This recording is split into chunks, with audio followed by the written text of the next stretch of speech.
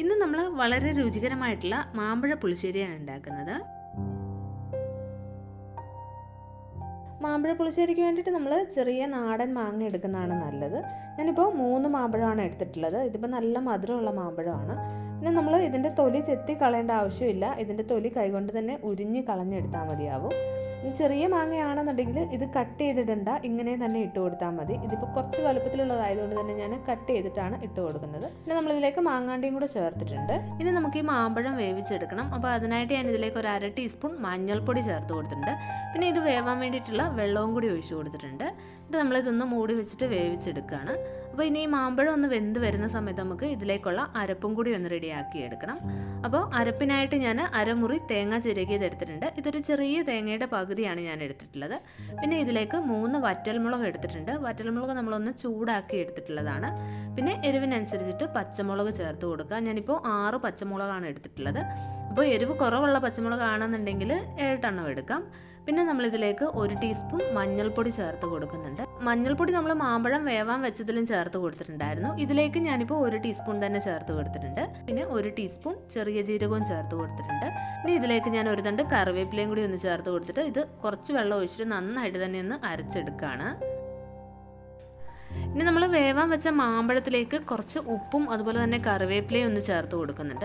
അത് നമ്മൾ മാമ്പഴം ഒരു പകുതി വേവാകുമ്പോഴാണ് ചേർത്ത് കൊടുക്കേണ്ടത്.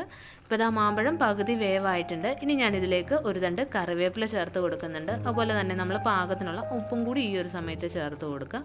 വീണ്ടും നമുക്ക് ഇത് മൂടി വെച്ചിട്ട് നന്നായിട്ട് തന്നെ ഒന്ന് വേവിച്ചെടുക്കാം.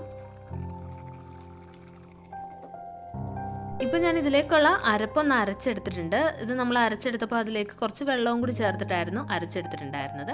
പിന്നെ ഇതിലേക്കുള്ള തൈര് ഞാൻ ഒന്ന് ഉടച്ചെടുത്തിട്ടുണ്ട്. ഞാനിപ്പോൾ 2 ഗ്ലാസ് തൈരാണ് എടുത്തിട്ടുള്ളത്. അത് മിക്സിയിൽ ഒന്ന് കറക്കി എടുത്തിട്ടുണ്ട്.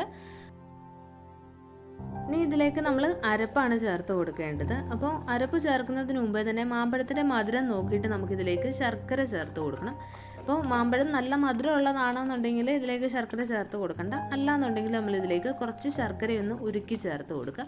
ശർക്കര ഉരുക്കി ചേർക്കുകയാണെന്നുണ്ടെങ്കിൽ ഇത് മാങ്ങയിലൊക്കെ പെട്ടെന്നൊന്ന് പിടിക്കും. അപ്പോൾ അതുകൊണ്ട് നമ്മൾ ശർക്കര ഉരുക്കി വേണം ചേർക്കാൻ. ഇപ്പം ഞാൻ ശർക്കരയൊന്നും ചേർക്കുന്നില്ല, കാരണം ഇത് നല്ല മധുരമുള്ള മാമ്പഴമാണ്. അപ്പോൾ നമ്മൾ അരച്ചു വെച്ചിട്ടുണ്ടായിരുന്ന തേങ്ങയുടെ അരപ്പ് ഇതിലേക്ക് ചേർത്ത് കൊടുത്തിട്ടുണ്ട്. എന്നിട്ട് നന്നായിട്ടൊന്ന് ഇളക്കി കൊടുക്കുക. ഇനി ഈ അരപ്പൊക്കെ ഒന്ന് തിളച്ച് വെന്ത് വരണം. അരപ്പ് വെന്ത് കഴിഞ്ഞിട്ടാണ് നമ്മൾ ഇതിലേക്ക് മോര് ചേർത്ത് കൊടുക്കുന്നത്. അപ്പോൾ നമ്മൾ മാമ്പഴത്തിൻ്റെ മധുരം നോക്കിയിട്ട് വേണമെന്നുണ്ടെങ്കിൽ മാത്രം ശർക്കര ചേർത്ത് കൊടുത്താൽ മതി. പിന്നെ ഈ ഒരു പുളിശ്ശേരിക്ക് നല്ല പുളി വേണമെന്നുണ്ടെങ്കിൽ നല്ല പുളിയുള്ള മോര് ചേർക്കുക. മധുരം കൂടുതൽ വേണമെന്നുണ്ടെങ്കിൽ ശർക്കര കൂടുതൽ ചേർക്കുക. അതുപോലെ തന്നെ മോര് ചേർക്കുമ്പോൾ പുളി കുറവുള്ള മോര് ചേർത്ത് കൊടുത്താൽ മതി. അപ്പോൾ ഇതൊന്ന് തിളച്ച് വന്നു കഴിഞ്ഞിട്ട് ഞാനിതിലേക്ക് മോരും കൂടി ഒന്ന് ചേർത്ത് കൊടുത്തിട്ടുണ്ട്. എന്നിട്ട് നന്നായിട്ടൊന്ന് ഇളക്കി കൊടുക്കുക. പിന്നെ ഈ ഒരു മോര് ചേർക്കുന്ന സമയത്ത് നമ്മൾ ഫ്ലെയിം കുറച്ച് വെച്ചാൽ മതി. മോര് ചേർത്തതിന് ശേഷം ഇത് അധികം തിളയ്ക്കാൻ പാടില്ല. ഇത് നന്നായിട്ടൊന്ന് ചൂടായി ഒന്ന് പതഞ്ഞ് തുടങ്ങുമ്പോഴേക്കും നമുക്ക് ഇതിൻ്റെ ഫ്ലെയിം ഓഫ് ചെയ്ത് കൊടുക്കാം. ഈ ഒരു സമയത്ത് നമുക്ക് ഉപ്പൊക്കെ ഒന്ന് നോക്കാം. ഉപ്പ് വേണമെന്നുണ്ടെങ്കിൽ നോക്കിയിട്ട് ചേർത്ത് കൊടുക്കണം. അപ്പോൾ ഇതൊന്ന് പതഞ്ഞ് തുടങ്ങിയിട്ടുണ്ട്. അപ്പോൾ ഇത്രയും മതിയാവും. ഇനി നമ്മൾ ഇതിൻ്റെ ഫ്ലെയിം ഓഫ് ചെയ്ത് കൊടുക്കുകയാണ് ചെയ്യേണ്ടത്. അത് കഴിഞ്ഞിട്ട് നമുക്കിതിലേക്കുള്ള വറവിലും കൂടി ഒന്ന് ചേർത്ത് കൊടുക്കണം. നമ്മൾ മൺചട്ടിയിൽ ഉണ്ടാക്കിയേക്കുന്നത് കൊണ്ട് തന്നെ കുറച്ച് ചൂട് നിൽക്കും. അപ്പോൾ ഇതൊന്ന് പതഞ്ഞ് തുടങ്ങുമ്പോൾ അപ്പോൾ തന്നെ ഫ്ലെയിം ഓഫ് ചെയ്ത് കൊടുത്താൽ മതി. ഇനി നമുക്കിതിലേക്കുള്ള വറവ് ഒന്ന് റെഡിയാക്കി എടുക്കണം. അപ്പോൾ വറവ് റെഡിയാക്കാൻ വേണ്ടിയിട്ട് ഞാൻ 1 ടേബിൾ സ്പൂൺ വെളിച്ചെണ്ണയിലേക്ക് 1/2 ടീസ്പൂൺ കടുക് ഇട്ട് കൊടുത്തു. പിന്നെ നമ്മളിതിലേക്ക് 2 3 വറ്റൽമുളക് ഇട്ട് കൊടുത്തു. ഇനി ഒരു തണ്ട് കറിവേപ്പിലയും കൂടി ഇട്ട് കൊടുത്തതാണ്. ഇനി നമ്മളിതിലേക്ക് കുറച്ച് ഉലുവ പൊടിച്ചത് ഒന്ന് ചൂടാക്കി ചേർത്ത് കൊടുക്കുന്നുണ്ട്. അപ്പോൾ ഉലുവ പൊടിച്ചത് നമ്മൾ നെയ്യിലാണ് ചൂടാക്കി ഇതിലേക്ക് ചേർക്കുന്നത്. അപ്പോൾ ഒരു 1/2 ടീസ്പൂൺ നെയ്യ് ഒന്ന് ചൂടാക്കിയതിന് ശേഷം അതിലേക്ക് ഒരു 1/4 ടീസ്പൂൺ ഉലുവ പൊടിച്ചതും കൂടി ചേർത്ത് ഒന്ന് ഇളക്കി കൊടുക്കുക. എന്നിട്ട് നമ്മുടെ ഈ ഒരു മാമ്പഴ പുളിശ്ശേരിയിലേക്ക് അതും കൂടി ഒന്ന് ഒഴിച്ചു കൊടുക്കുന്നുണ്ട്. അപ്പോൾ നമ്മുടെ ഈ മാമ്പഴ പുളിശ്ശേരിക്ക് നല്ലൊരു ടേസ്റ്റ് ഉണ്ടാവും. അപ്പോൾ എല്ലാവരും തന്നെ ഇതുപോലെ ഒന്ന് ട്രൈ ചെയ്ത് നോക്കണം. നല്ലൊരു ടേസ്റ്റ് ആയിരിക്കും.